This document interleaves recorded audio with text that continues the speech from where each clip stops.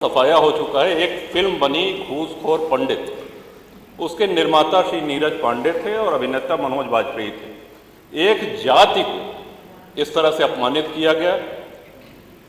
ये all over the world, पूरे विश्व में एक साथ रिलीज हुई, लेकिन संज्ञान उत्तर प्रदेश सरकार ने लिया, संज्ञान माननीय मुख्यमंत्री जी ने लिया और सबसे पहले उनकी FIR हुई और बाद में सुप्रीम कोर्ट ने, माननीय उच्चतम न्यायालय ने इस बात का समर्थन करते हुए उस पर रोक लगा दी।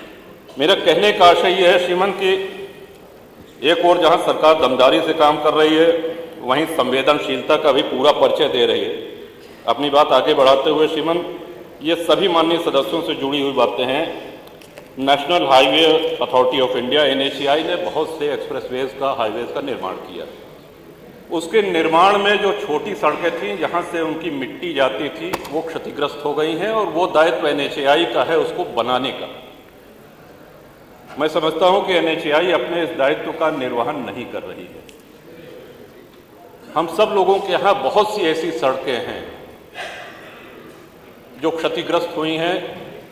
श्री राम वनगमन मार्ग बना, गंगा एक्सप्रेसवे बना, पूर्वांचल एक्सप्रेसवे बना और भी कई सड़कें बन रही हैं। तो इतने भारी ट्रक मिट्टी लाद के, सामग्री लाद के जब जाते हैं तो छोटी सड़कें, तो एक तो ये अनुरोध है श्रीमान। दूसरा, जल जीवन मिशन के तहत ये बहुत आवश्यक बिंदु है श्रीमान, सड़कें खोद दी गई हैं और उसी उस पर आज माननीय जल शक्ति जी मंत्री जी का जन्मदिन है श्रीमान। और मुझको याद है कि परसों माननीय सदस्य, सड़कें खोदने से और जन्मदिन से क्या मतलब है श्रीमान? परसों रोमी जी का जन्मदिन था और उनकी सबसे अच्छी मिठाई का संस्थान है द हेजलनट फैक्ट्री। आपने पीठ से निर्देश किया कि भाई जन्मदिन है तो पूरे सदन को मिठाई बांटना ये तुम्हारा दायित्व है, ये मैं तुमको निर्देश देता हूं, ऐसा आपने कहा और उसका उन्होंने पालन भी कराया। एक एक माननीय विधायक को एक एक डिब्बा। मैं समझता हूं कि रोमी जी को पुनः बधाई। तो आज इनके जन्मदिन पे एक निर्देश ये आप अवश्य दे दें माननीय जल शक्ति मंत्री जी को कि अगला जन्मदिन आने के पहले जो जो जल शक्ति की सड़कें क्षतिग्रस्त है, माननीय मंत्री जी इसको गंभीरता से दिखवा लिया जाए। और आधे से अधिक टंकियां अभी चल नहीं चलती, तो जो बन के तैयार उनको आपको विशेष ध्यान देकर के उनको चलाने के लिए पूरा प्रयास करना पड़ेगा। और क्षतिग्रस्त जो सड़कें हैं, हम सब लोग आपसे बहुत उम्मीद रखते हैं, बहुत आशा रखते हैं। और वो एक शेर है श्रीमान कि कौन सी बात कहाँ कैसे कही जाती है, ये सलीका हो तो हर बात सुनी जाती है। तो आपके सामने इन्हीं शब्दों के साथ इसके पहले कि माननीय अध्यक्ष जी बैठ जाने का आदेश करें, मैं महामहिम राज्यपाल के अभिभाषण का समर्थन करता हूं। जय हिंद, वंदे मातरम। माननीय नेता प्रतिपक्ष आदरणीय श्री माता मिश्रा जी। नहीं, एक मिनट बैठिए। मैं, आपने कुछ कहा, मैंने सुना नहीं, प्लीज। माननीय अध्यक्ष जी, हमारे दुर्गा प्रसाद जी बहुत वरिष्ठ सदस्य और ये बोल महामहिम श्री राज्यपाल जी के अभिभाषण पर बोलने का अवसर दिया, इसलिए आपको आभार व्यक्त करता हूं। श्रीमान, हम सभी सदस्यों का एक दायित्व है।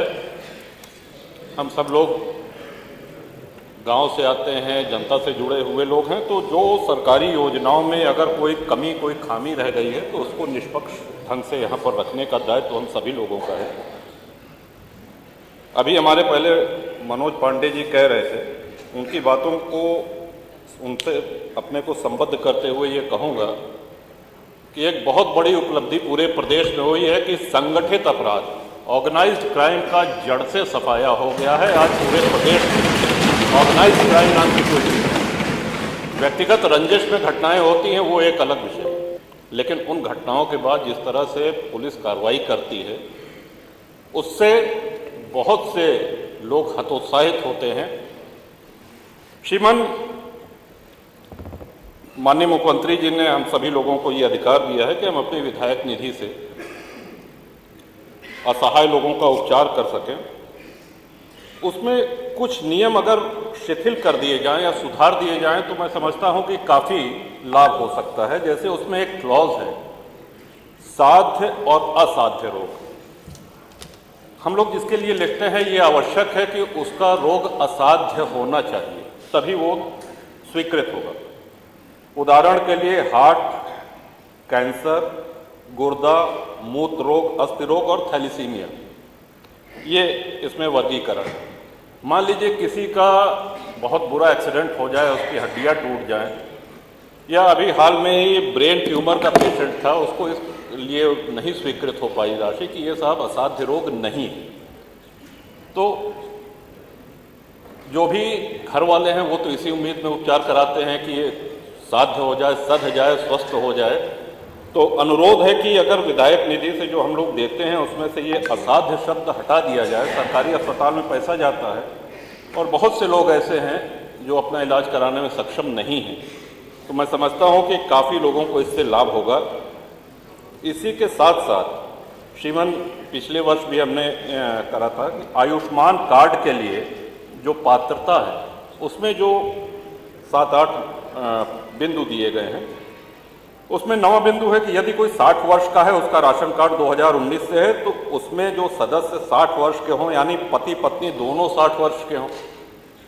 अगली बिंदु में ये लिखते हैं कि जो व्यक्ति 70 वर्ष या उससे अधिक का हो, तो ये भ्रम पैदा करता है श्रीमान। एक और इसमें एक बिंदु है कि परिवार 6 यूनिट का होना चाहिए, यानी कि पति पत्नी हो और उनके 4 बच्चे हों। आज के समय में हम लोग अच्छी तरह से इस बात को समझ सकते हैं कि कौन लोग हैं जिनके 4 से अधिक बच्चे हैं और कितने लोग हैं।